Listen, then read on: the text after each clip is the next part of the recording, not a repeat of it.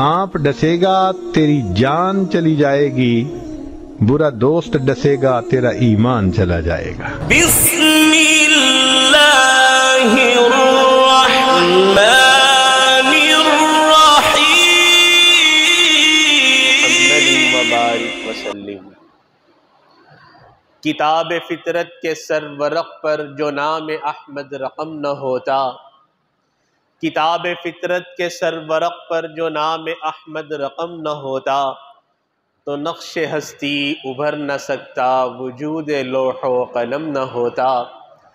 یہ محفل کن فگاں نہ ہوتی جو امام امم نہ ہوتا، زمین نہ ہوتی، فلک نہ ہوتا، عرب نہ ہوتا، عجم نہ ہوتا۔ تیرے غلاموں میں بھی نمایاں جو تیرا عکس کرم نہ ہوتا، تو بارگاہ ازل سے ان کا خطاب خیر الامم نہ ہوتا۔ نہ روح حق سے نقاب اٹھتا، نہ ظلمتوں کا حجاب اٹھتا، فروغ بخش نگاہ عرفاں اگر چراغ حرم نہ ہوتا۔ آج کی ہم مبارک محفل کے اندر پیارے آقا صلی اللہ علیہ وسلم کا تذکرہ کریں گے، اور اس تذکرہ کرنے کے دو مقصد ہیں۔ پہلا مقصد یہ، ذکر حبیب کم نہیں وصل حبیب سے۔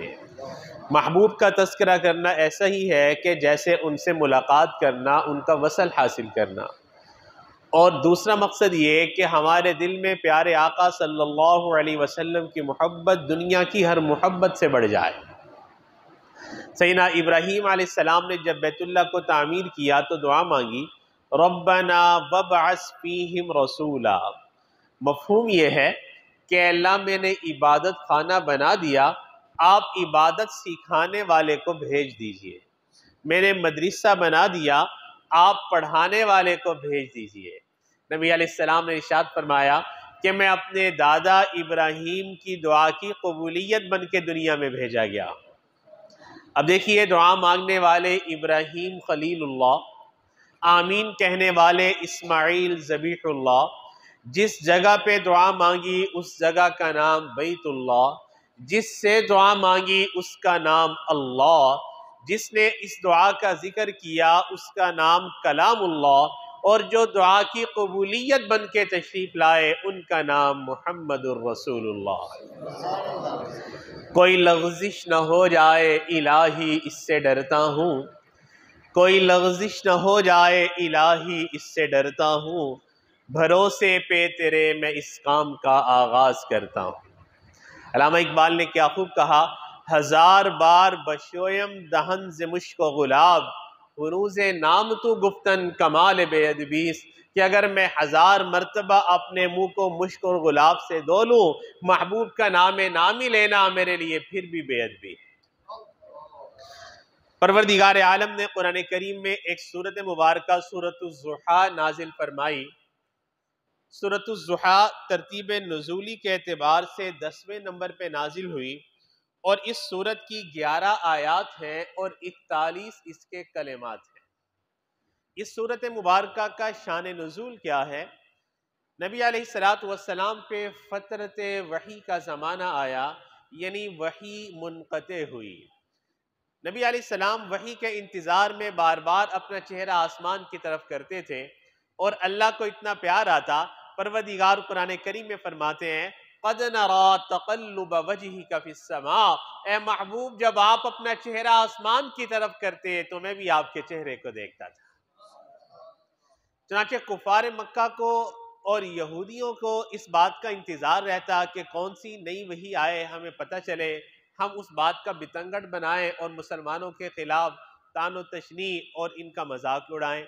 جب انہیں پتہ چلا کہ وحی منقطع ہوئی ہے تو انہوں نے اللہ کے نبی کے اوپر باتیں کسنا شروع کر دی، اور ایک نے تو یہ کہہ دیا، قَدْ وَدَّعَكَ رَبُّكَ، اے محمد معاذ اللہ تیرے رب نے تجھے چھوڑ دیا ہے۔ ابو لہب کی بیوی ام جمیل ایک مرتبہ دار ارقم کے سامنے سے گزر رہی تھی، اور اس نے دیکھا پیارے آقا صلی اللہ علیہ وسلم غمزدہ ہیں، تو اس نے یہ کہہ دیا کہ اے محمد جو شیطان تیرے اوپر وحی لے کے آتا تھا وہ تجھ سے روٹھ گیا ہے۔ اب جب محبت پہ چوٹ پڑی تو اللہ کے نبی کا دل بھر آیا۔ نبی علیہ السلام نے دعا کے لیے ہاتھ اٹھائے اور فرمایا کہ اے اللہ مجھے ساحر کہا گیا میں نے برداشت کیا، مجھے مجنون کہا گیا میں نے برداشت کیا، مجھے دیوانہ کہا گیا میں نے برداشت کیا، میں سب طعنے برداشت کر سکتا ہوں، یہ برداشت نہیں کر سکتا کہ کوئی مجھے یہ کہے کہ آپ نے مجھ سے محبت کا تعلق توڑ دیا ہے، یہ کیسے ممکن ہے؟ اقرأ بسم ربک الذی کے الفاظ کے ساتھ یہ محبت تو آپ نے جوڑی تھی، اب یہ محبت کیسے ٹوٹ سکتی؟ نبی علیہ السلام نے جب اس طرح گر گڑا کے اللہ کے سامنے فریاد کی تو اللہ رب العزت نے سورۃ الضحیٰ نازل فرمائی، اور سورۃ الضحیٰ کے شروع میں اللہ نے دو قسمیں کھائیں، فرمایا وَالضُّحَىٰ وَاللَّيْلِ اِذَا سَجَىٰ۔ ضحیٰ کہتے ہیں چاشت کے وقت کو، یعنی جب سورج اتنا بلند ہو جائے کہ اونٹ کے پاؤں جلنے لگے، اور لیل رات کو کہتے ہیں۔ تو اللہ رب العزت دو قسمیں کھا رہے ہیں، وَالضُّحَىٰ اے محبوب دن کی روشنی کی قسم، وَاللَّيْلِ اِذَا سَجَىٰ اور رات کی تاریکی کی قسم جب رات چھا جائے۔ علماء نے فرمایا اللہ رب العزت اپنے محبوب کو تسلی کے لیے یہ فرمانا چاہ رہے ہیں، اے محبوب مجھے دن کے سویروں کی قسم، رات کے اندھیروں کی قسم، اے محبوب مجھے دن کے ہنگاموں کی قسم، رات کے سناٹوں کی قسم، اے محبوب مجھے دن کی جلوتوں کی قسم اور رات کی خلوتوں کی قسم۔ پوری دنیا میں دو ہی حالتیں ہوتی ہیں، یا دن ہوتا ہے یا رات ہوتی ہے، اللہ رب العزت نے دونوں کی قسمیں کھا کے اپنے محبوب کو تسلی دی۔ علماء نے فرمایا کہ اللہ رب العزت نے یہ دو لفظ ہی کیوں ذکر کیے؟ اس کا جواب حکیم الامت مجدد ملت حضرت تھانوی رحمۃ اللہ علیہ نے اس کی تشریح میں عجیب نکات لکھے، فرمایا کہ جب محب اور محبوب کے درمیان محبت کا تعلق ہوتا ہے تو جب کوئی ناراضگی ہو جائے نا تو محب اپنے محبوب کے حسن کا تذکرہ کر کے اس کے دل کو راحت پہنچاتا ہے، اس کو مناتا ہے، اس کو پیار آتا ہے۔ لہٰذا اللہ رب العزت کو اپنے محبوب کے ساتھ محبت، نبی علیہ السلام کا دل جب بھر آیا تو پیارے آقا صلی اللہ علیہ وسلم کی دل جوئی کے لیے اللہ رب العزت نے حسن کا تذکرہ کر کے میرے محبوب کی دل جوئی فرمائی، فرمایا وَالضُّحَىٰ اے محبوب آپ کے روشن چہرے کی قسم جو دن کی مانند ہے، وَاللَّيْلِ اِذَا سَجَىٰ اور آپ کی سیاہ زلفوں کی قسم جو رات کی مانند ہے۔ تو اصل میں یہ محبوب صلی اللہ علیہ وسلم کے حسن کا تذکرہ ہے۔ اللہ رب العزت نے میرے محبوب کی پیشانی کو بنایا والقمر کہا، آنکھوں کو بنایا ما زاغ البصر کہا، ہونٹوں کو بنایا شفتین کہا، زبان کو بنایا لا تحرک بہ لسانک کہا۔ کہیں آپ کے شہر کی قسم کھائی جا رہی ہے لا اقسم بہذا البلد، کہیں آپ کی عمر کی قسم کھائی جا رہی ہے لعمرک۔ آپ اندازہ لگائیے محبوب صلی اللہ علیہ وسلم کا اللہ کے ہاں کیا مقام اور مرتبہ ہوگا۔ پروردگار عالم کبھی اپنے محبوب کے شہر کی قسم، کبھی محبوب کے حسن کا تذکرہ، کبھی پروردگار عالم محبوب علیہ السلام کے عمر کی قسم، کبھی محبوب کے زمانے کی قسم، والعصر کے الفاظ کے ساتھ محبوب کو تسلی دے رہے ہیں۔ تو گویا اللہ رب العزت نے شروع میں اپنے محبوب کا حسن بیان کر کے تسلی دی، اے محبوب اتنے حسین چہرے والے محبوب کو بھلا کون چھوڑ سکتا ہے؟ پھر پروردگار عالم نے فرمایا ما ودعک ربک وما قلا، تیرے رب نے تجھے چھوڑا بھی نہیں، تجھ سے منہ موڑا بھی نہیں۔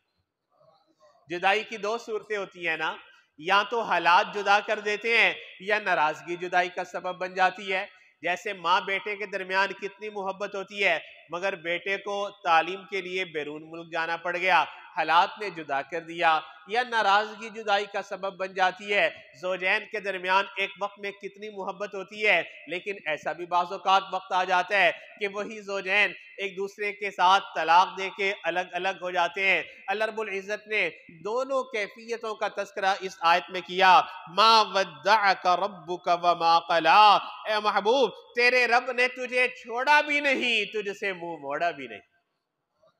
اور اگلی آیت کے اندر تو اللہ رب العزت نے دریا کو کوزے میں کیا بند کرنا، سمندر کو کوزے میں بند کیا، فرمایا وَلَلْآخِرَةُ خَيْرٌ لَكَ مِنَ الْأُولَىٰ، اے محبوب آپ کا ہر آنے والا وقت آپ کے گزرے ہوئے وقت سے بہتر ہوگا۔ دنیا ارذل کی طرف لوٹتی ہے، لیکن میرے اور آپ کے محبوب کی شان یہ کہ پیارے آقا صلی اللہ علیہ وسلم ہر گزرتے وقت کے ساتھ ارفع کی طرف لوٹتے ہیں، بلندی کی طرف لوٹتے ہیں۔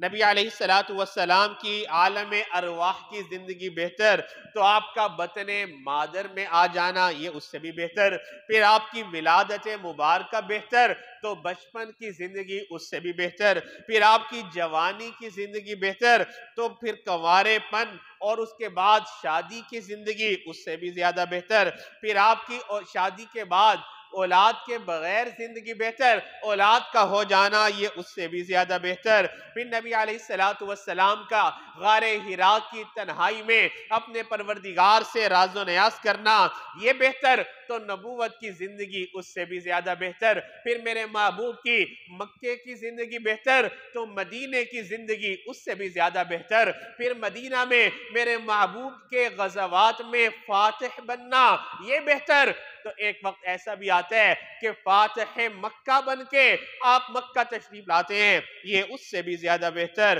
میرے محبوب کی قبر کی زندگی بہتر تو حشر کی زندگی اس سے بھی زیادہ بہتر، پھر میرے محبوب کا لواء الحمد کے چھاؤں میں اپنی ساری امت کو جمع کر کے اپنے ساتھ جنت میں لے جانا یہ اس سے بھی زیادہ بہتر۔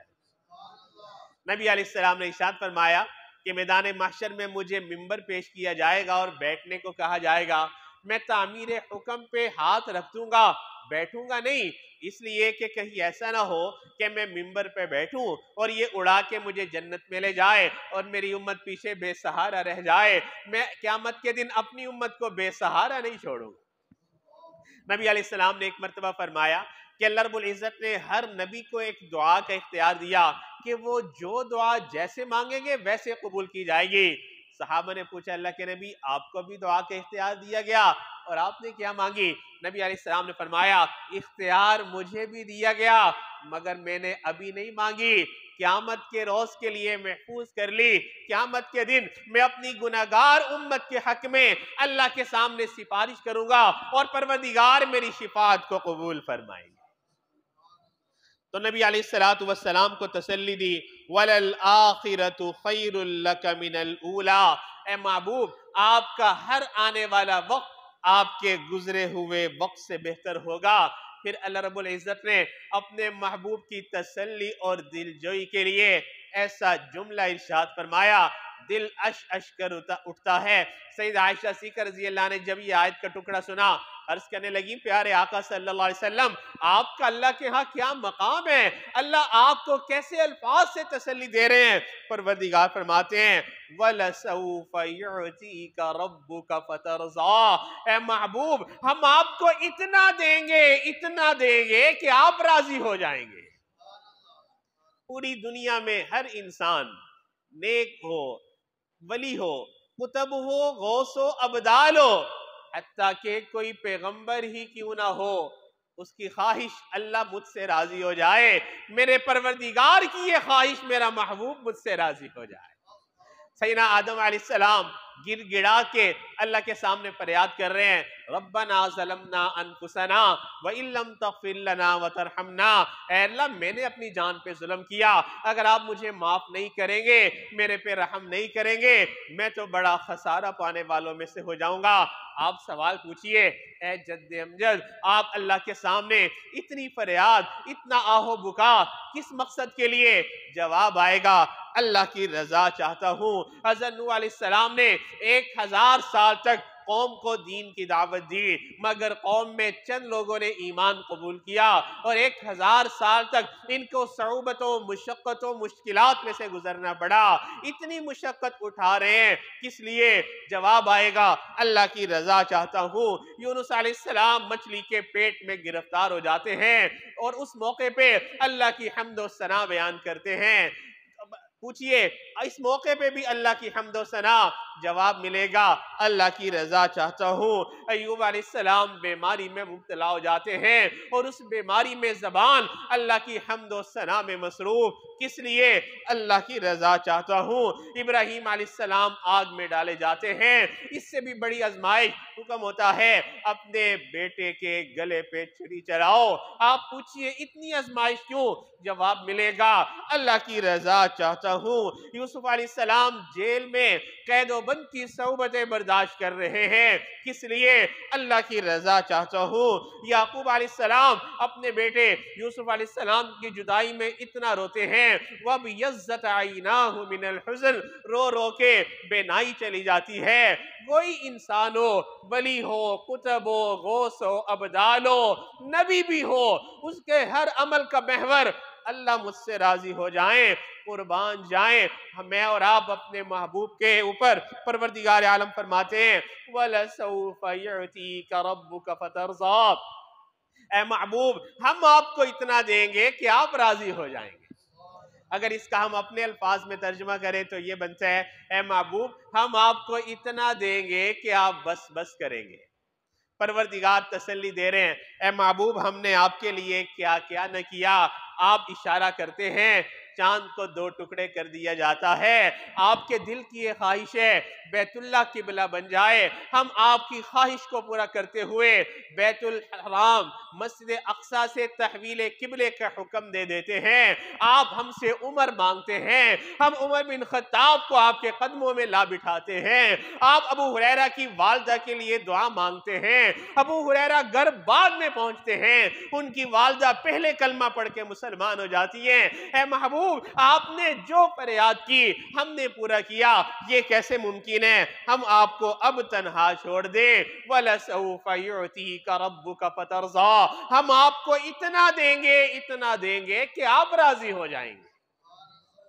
اب اللہ رب العزت نے اپنے محبوب علیہ السلام کے 3 الگ الگ واقعات بیان کر کے محبوب کو تسلی دی کہ محبوب اس وقت میں ہم نے آپ کو بے سہارا نہیں چھوڑا، اب بلا ہم آپ کو کیسے چھوڑ سکتے ہیں؟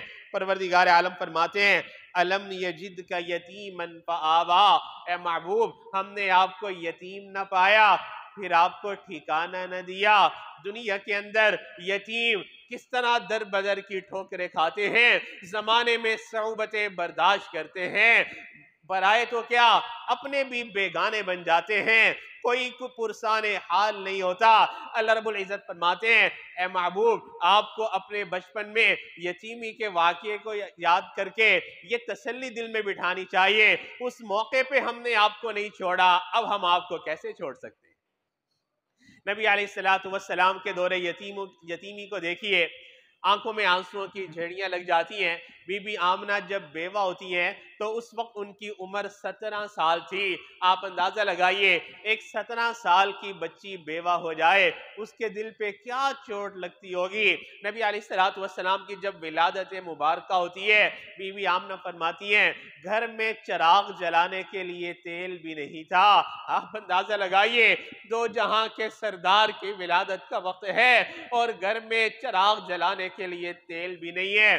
چنانچہ بچے کی ولادت ہوتی ہے اور جو امراء کے بچے تھے باہر سے عورتیں آتی ہیں اور امراء کے بچوں کو گود لیتی ہیں اس امید پہ ہمیں اس گھر سے زیادہ معاوضہ مل جائے گا، مگر اللہ کے نبی کو یتیم سمجھ کے چھوڑ دیتی ہیں کہ یہ بچہ یتیم ہمیں اس گھر سے کیا ملے گا۔ اللہ رب العزت تسلی دینا چاہ رہے ہیں اے محبوب جو دنیا میں یتیم ہوتے ہیں اصل میں وہی در یتیم ہوا کرتے ہیں۔ آمنہ بھی افسردہ ہوگی، شاید بیچاری سوچتی ہو کاش آج میرے خامن عبداللہ ہوتے، میرے بیٹے کو بھی کوئی جلدی دودھ پلانے گھر لے جاتا، کاش آج میرے خامن عبداللہ ہوتے، میرے بیٹے کو سیر کے لیے لے جاتے، کاش آج میرے خامن عبداللہ ہوتے، میرے بیٹے کے لیے کھلونے لے کے لاتے۔ لیکن بیچاری نہیں جانتی تھی تیرے اس بیٹے کو سیر کے لیے اللہ نے عرش پہ بلانا ہے، اللہ نے تیرے اس بیٹے کے لیے آسمان کے چاند کو کھلونا بنانا ہے۔ اگر اللہ نے تیرے اس بیٹے کو پیدا نہ کرنا ہوتا یہ زمین و آسمان کا نظام نہ بنایا جاتا۔ تو نبی علیہ السلام کو تسلی دی الم یجدک یتیما فآوا، اے محبوب ہم نے آپ کو یتیم پایا پھر آپ کو ٹھکانہ نہ دیا، وَوَجَدَكَ ضَالًّا فَهَدَىٰ، اے محبوب بچپن میں ایک مرتبہ آپ کھیلتے کھیلتے مکہ کے پہاڑوں میں راستہ بھٹ گئے تھے اور آپ کو واپس گھر آنے کا راستہ معلوم نہیں تھا۔ اتنے میں ابو جہل اپنی سواری پہ بیٹھے وہاں سے گزر رہا تھا، اس نے دیکھا بھتیجا یہاں راستہ بھولا ہوا ہے، اس نے آپ کو اپنے پیچھے بٹھایا۔ سواری چلنے سے انکار کر دیتی ہے، اٹھنے سے انکار کر دیتی ہے، بڑی کوشش کرتا ہے مگر سواری اٹھتی نہیں ہے، چلتی نہیں ہے۔ اس کے ذہن میں ایک بات آئی، اس نے اپنے بھتیجے کو پیچھے سے اٹھا کے آگے بٹھایا، سواری اٹھتی ہے، دوڑنا شروع کر دیتی ہے۔ ہم نے ابو جہل کو میسج اور پیغام دیا، یہ کائنات کا صدر ہے اور صدر کی نشست ہمیشہ آگے ہوا کرتی ہے۔ ابو جہل اگر تم یہ چاہتے ہو تمہاری زندگی کی سواری تمہیں جنت تک لے جائے، اس ہستی کو راہبر ماننا پڑے گا، پیشوا ماننا پڑے گا، اس کی اقتداء کرنی پڑے گی، اس کے پیچھے رہنا پڑے گا۔ اگر اس کے پیچھے رہو گے تمہاری سواری تمہیں جنت تک لے جائے گی۔ تو پروردگار عالم اس واقعے کو بیان کر کے اپنے محبوب کو تسلی دے رہے ہیں، وَوَجَدَكَ ضَالًّا فَهَدَىٰ، اے محبوب آپ ایک مرتبہ راستے سے بہک گئے تھے، ہم نے آپ کو منزل عطا کی، وَوَجَدَكَ عَائِلًا فَأَغْنَىٰ، اے محبوب ہم نے آپ کو بے سر و سامان پایا، پھر آپ کو غنی کیا، بے سر و سامان، آپ کے پاس کچھ نہ تھا، پھر ہم نے حضرت خدیجہ رضی اللہ کے ساتھ آپ کا نکاح کیا اور انہوں نے اپنا مال آپ کے قدموں میں لا کے رکھا، ہم نے ابو بکر جیسے دوست آپ کو عطا کیے اور انہوں نے اپنا تن من دھن آپ کے اوپر نشاور کیا۔ صدیق اکبر رضی اللہ ایک مرتبہ دعا مانگ رہے ہیں اور کہہ رہے ہیں، اے اللہ آپ کے محبوب کو مال کی ضرورت ہے، میرے پاس مال ہے، میں محبوب کو مال نہیں دینا چاہتا اس لیے کہ دینے والا ہاتھ اوپر ہوتا ہے، لینے والا نیچے ہوتا ہے، میں اپنے آقا کی اتنی بھی بے ادبی نہیں کرنا چاہتا، اے اللہ اپنے محبوب کے دل میں بات ڈالیے کہ ابو بکر کے مال کو اپنے مال کی طرح استعمال کیا۔ دعا قبول ہو گئی، نبی علیہ السلام صدیق اکبر رضی اللہ کے مال کو اپنے مال کی طرح استعمال فرمایا کرتے تھے۔ تو اللہ رب العزت فرما رہے ہیں، وَوَجَدَكَ عَائِلًا فَأَغْنَىٰ، اے محبوب ہم نے آپ کو بے سر و سامان پایا، پھر آپ کو ٹھکانہ دیا۔ اب اللہ رب العزت اپنے محبوب کو 3 نصیحتیں فرما رہے ہیں، فَأَمَّا الْيَتِيمَ فَلَا تَقْهَرْ، یتیم کو ٹھکرائیے نہیں، اس کو تحقیر آمیز رویہ نہ دیجئے، اس کے ساتھ انکار آمیز رویہ اختیار نہ کیجئے، کیونکہ اللہ کے نبی خود یتیم پیدا ہوئے، یتیموں کے درد کو جانتے تھے، پیارے آقا صلی اللہ علیہ وسلم جانتے تھے جو یتیم ہوتے ہیں کس طرح انہیں در بدر زمانے میں صعوبتیں اٹھانا پڑتی ہیں۔ عید کا دن ہے، اللہ کے نبی عید کے لیے تشریف لے جا رہے ہیں، راستے میں چند بچوں کو دیکھا جو کھیل رہے تھے، ان کے درمیان ایک بچہ تھا جو اداس اور مغموم کھڑا تھا۔ اللہ کے نبی اس اداس بچے کے پاس جاتے ہیں، پوچھتے ہیں بیٹا آپ کیوں نہیں کھیل رہے؟ وہ بچہ کہنے لگا میں یتیم مدینہ ہوں، میرے سر پہ باپ کا سایہ نہیں، آج میں نے نئے کپڑے نہیں پہنے ہوئے، اس وجہ سے یہ بچے مجھے اپنے ساتھ نہیں کھلا رہے۔ نبی علیہ السلام فرماتے ہیں اے بیٹے کہ آپ یہ چاہتے ہو محمد آپ کا باپ بن جائے اور عائشہ آپ کی والدہ بن جائے؟ نبی علیہ السلام نے اس کا ہاتھ پکڑا، اپنے گھر تشریف لائے، سیدہ عائشہ رضی اللہ سے فرمایا حمیرہ دیکھ میں تیرے لیے یہ بیٹا لے کے آیا ہوں۔ سیدہ عائشہ صدیقہ رضی اللہ نے اس کو نہلا دیا، یہ بچہ حضرت حسن رضی اللہ کے ہم عمر تھا، ان کے کپڑے لا کے اس بچے کو پہنا دیے گئے، سر پہ کنگھی کر دی گئی۔ نبی علیہ السلام ہاتھ پکڑ کے عیدگاہ کی طرف لے جانے لگتے ہیں کہ بڑھتے قدم رک جاتے ہیں۔ اللہ کے نبی پوچھتے ہیں بیٹے آپ اپنے والد کے ساتھ عید کی نماز پڑھنے کیسے جاتے تھے؟ وہ بچہ کہنے لگا میرا باپ مجھے اپنے کندھوں پہ سوار کر کے لے جاتا تھا، قربان جائیں اس شخصیت کی رحمت للعالمین پہ۔ نبی علیہ السلام تشریف فرما ہوتے ہیں، فرماتے ہیں بیٹا نبوت کے کندھوں پہ سوار ہو جا، آج محمد عربی تجھے اپنے کندھوں پہ سوار کر کے عیدگاہ کی طرف لے جائے گا۔ نبی علیہ السلام نے اپنے کندھوں پہ اس بچے کو بٹھایا اور عیدگاہ کی طرف جانے لگے۔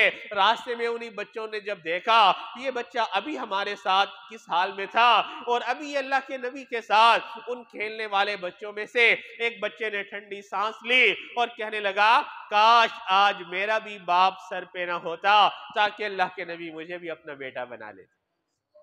پھر نبی علیہ السلام مسجد نبی میں ممبر پہ تشریف فرما ہوئے، وہ بچہ نیچے بیٹھنے لگا، اللہ کے نبی نے فرمایا نہیں بیٹا میرے ساتھ ممبر پہ بیٹھو گے، اپنے ساتھ اس کو بٹھایا، پھر اس کے سر پہ شفقت کا ہاتھ رکھا اور فرمایا جو یتیم کے سر پہ ہاتھ رکھے گا، ہاتھ کے نیچے جتنے بال آئیں گے پروردگار اتنے گناہوں کو معاف فرما دے گا۔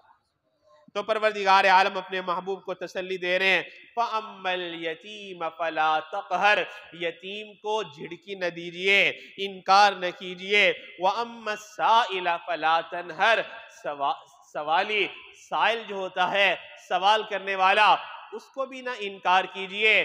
سائل دو طرح کے ہوتے ہیں، ایک مال کے سائل اور ایک علم کے سائل، اور دونوں میں فرق اتنا، پیارے آقا صلی اللہ علیہ وسلم نے فرمایا جو بندہ مال کا سائل ہو اور دینے والا جب اس کو کچھ دے اللہ اس دینے والے کی بخشش فرما دیتا ہے، اور جو بندہ علم کا سائل ہو اور جواب دینے والا اس کے سوال کا جواب دے اللہ سائل کی بھی بخشش فرما دیتا ہے، مسئول کی بھی بخشش فرما دیتا ہے۔ تو اللہ رب العزت نے اپنے محبوب کو فرمایا وَأَمَّا السَّائِلَ فَلَا تَنْهَرْ، سوالی کو بھی انکار نہ کیجئے، وَأَمَّا بِنِعْمَةِ رَبِّكَ فَحَدِّثْ، اور اللہ کی نعمتوں کو کھول کھول کے بیان کیجئے۔ چنانچہ ربیع الاول کے مہینہ میں آپ کو ہر طرف مبارک محفلیں کہیں دیکھنے کو ملے گی، کہیں حمد و نعت دیکھنے کو ملے گی، کہیں سیرت طیبہ کے اوپر کانفرنسیں دیکھنے کو ملیں گی، مگر ان تمام کا محور مقصد ایک ہی ہے، وہ یہ کہ پیارے آقا صلی اللہ علیہ وسلم کا تذکرہ کر کے ہمارے دل میں راحت ہو اور ہم اپنے محبوب کے ساتھ بے دریغ محبت کرنے والے بن جائیں۔ سیدنا عمر رضی اللہ کے نبی کے پاس تشریف لائے، عرض کرنے لگے اللہ کے نبی آپ کی ذات مجھے ہر چیز سے زیادہ محبوب ہے سوائے اپنی جان کے۔ نبی علیہ السلام نے ارشاد فرمایا عمر تم ایمان میں اس وقت تک کامل نہیں ہو سکتے جب تک کہ میری ذات تمہیں تمہاری اپنی جان سے بھی زیادہ محبوب نہ ہو جائے۔ انہوں نے سنا تو عرض کرنے لگے اللہ کے نبی اب تو آپ کی ذات مجھے اپنی جان سے بھی زیادہ محبوب لگنے لگی۔ تو نبی علیہ السلام نے ارشاد فرمایا الآن یا عمر، ہاں عمر اب تیرا ایمان بھی مکمل ہو گیا۔ اور اس ماہ کے اندر درود مبارکہ کی بھی ویسے کثرت کرنی چاہیے، اور اس محفل کے آداب میں سے بھی ہے کہ اللہ کے نبی کا مبارک تذکرہ ہو تو درود مبارکہ کی کثرت کی جائے۔ چنانچہ درود مبارکہ کے فضائل سنیے، پیارے آقا صلی اللہ علیہ وسلم نے ارشاد فرمایا جو مجھ پہ درود مبارکہ پڑھنا بھول گیا در حقیقت وہ بندہ جنت کا راستہ ہی بھول گیا۔ اللہ کے نبی نے فرمایا جس طرح ٹھنڈا پانی آگ کو جلدی بجھا دیتا ہے، درود مبارکہ انسان کے گناہوں کی آگ کو بجھا دیتا ہے۔ ایک بزرگ کی حالات میں یہ بات پڑھی کہ ان کا معمول تھا 1,00,000 مرتبہ درود مبارکہ پڑھتے، اللہ کے نبی کی خدمت میں ہدیہ بھیجتے، پھر 1,00,000 مرتبہ درود مبارکہ پڑھتے، اللہ کے نبی کی خدمت میں ہدیہ بھیجتے۔ یہ معمول رہا ان کا زندگی بھر۔ ایک مرتبہ انہوں نے خواب میں ایک عجیب بات دیکھی کہ پیارے آقا صلی اللہ علیہ وسلم کا گریبان کھلا ہے، سینہ یتھر کے اوپر زخم کے نشان ہیں۔ انہوں نے حیران ہو کے خواب میں ہی اللہ کے نبی سے پوچھا پیارے آقا صلی اللہ علیہ وسلم آپ کا سینہ چھلنی کیوں ہے، زخمی کیوں ہے؟ نبی علیہ السلام نے خواب میں ہی جواب دیا کچھ لوگ ہیں میری سنتوں کو توڑتے ہیں، میرے سینے پہ زخم لگا دیتے ہیں، کہتے ہیں کہ میں نے پوچھا یقیناً یہ یہودی اور عیسائی ہوں گے۔ نبی علیہ السلام نے فرمایا نہیں، مجھے گلہ غیروں سے نہیں، مجھے گلہ تو کلمہ گو مسلمانوں سے ہے جو نام میرا لیتے ہیں، میرے نام سے دنیا میں عزت پاتے ہیں، میری سنتوں کو توڑ کے میرے سینے پہ زخم لگا دیتے ہیں۔ نبی علیہ السلام نے ارشاد فرمایا ہر جمعرات کی شب میری امت کے اعمال مجھے دکھائے جاتے ہیں، اعمال اچھے ہوں مجھے خوشی ہوتی ہے، اعمال اچھے نہ ہوں تو مجھے اس پہ افسوس ہوتا ہے۔ کسی غم گسار کی محنتوں کا عجیب میں نے صلہ دیا، کسی غم گسار کی محنتوں کا عجیب میں نے صلہ دیا، جسے میرے غم نے گھلا دیا اسے میں نے جی سے بھلا دیا۔ میں تیرے مزار کی جالیوں کی ہی مدحتوں میں لگا رہا، تیرے دشمنوں نے تیرے چمن میں خزاں کا جال بچھا دیا، تیرے روزے بدر کے باب کے میں ورق پلٹ پلٹ کے گزر گیا، تیرے دعوے عشق نے مجھے نہ صنم دیا نہ خدا دیا، میرے مہرباں تیرا شکریہ بھلا کس زبان سے کروں میں ادا، میری زندگی کی اندھیری شب میں چراغ فکر جلا دیا۔ محبوب کا تذکرہ ہو لیکن اتباع نہ ہو، یہ محبت کا جھوٹا دعویٰ ہے۔ دستور یہ ہے ان المحب لما يحب مطیع، محب اپنے محبوب کا مطیع اور فرما بردار ہوتا ہے، اور یہ محبت بھی انشاءاللہ قیامت کے دن کام آئے گی۔ ایک حدیث مبارکہ سنیے پھر اپنی بات مکمل کرتے ہیں۔ حضرت ثوبان رضی اللہ ایک صحابی ہیں، فرماتے ہیں کہ نبی علیہ السلام دعا مانگ رہے تھے، دعا مانگتے مانگتے اللہ کے نبی نے ایک دعا مانگی اور فرمایا کہ اللہ مجھے میرے احبا سے جلدی ملا دے، مجھے ان سے جلدی ملا دے جو مجھ سے محبت کرنے والے ہیں۔ حضرت ثوبان رضی اللہ فرماتے ہیں میں حیران ہو رہا تھا یہ سن کے، اللہ کے نبی جب دعا سے فارغ ہوئے تو میں نے سوال پوچھا اللہ کے نبی کیا ہم آپ سے محبت نہیں کرتے، آپ کن سے ملنے کی تمنا فرما رہے ہیں؟ نبی علیہ السلام نے ارشاد فرمایا ثوبان تم میرے اصحاب ہو، تمہارا ایمان قابل قدر ہے، تم نے مجھے دیکھا، قرآن اترتے دیکھا، اللہ کی مدد اپنی آنکھوں سے دیکھی، ثوبان تمہارے بعد کچھ لوگ آئیں گے جنہوں نے مجھے نہیں دیکھا ہوگا، قرآن اترتے نہیں دیکھا ہوگا، اللہ کی مدد اپنی آنکھوں سے نہیں دیکھی ہوگی، اپنے علماء سے وہ میرا تذکرہ سنیں گے، اس تذکرہ سننے کے بعد ان کے دل میں میری محبت اتنی جوش مارے گی، اگر انہیں پتہ چل جائے وہ اپنی اولادوں کو بیچ کے مجھے ایک مرتبہ دیکھ سکے تو ثوبان وہ اپنی اولادوں کو بیچ دے مجھے ایک مرتبہ دیکھنے کے لیے، میں تو ان سے ملنے کی تمنا کر رہا۔ اللہ کرے کہ اس محبوب کے ساتھ ہم دل کی کشادگی کے ساتھ، فراخی قلب کے ساتھ محبت کرنے والے بنے، اور یہ محبت میری اور آپ کی نجات کا سبب بنے۔ اللہ رب العزت ہمیں سیرت طیبہ کے تمام پہلوؤں اور نبی علیہ السلام کے محبت کے تقاضوں کو پورا کرنے کی توفیق نصیب فرمائے۔ وآخر دعوانا ان الحمد للہ رب العالمین۔